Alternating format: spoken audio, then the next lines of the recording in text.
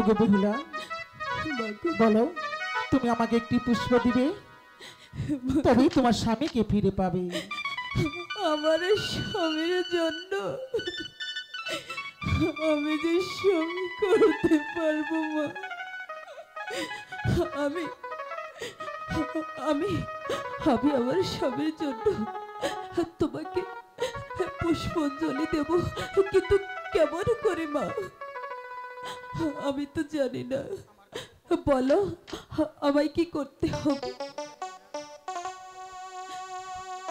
কিন্তু মাগো, বলো বেহুলা।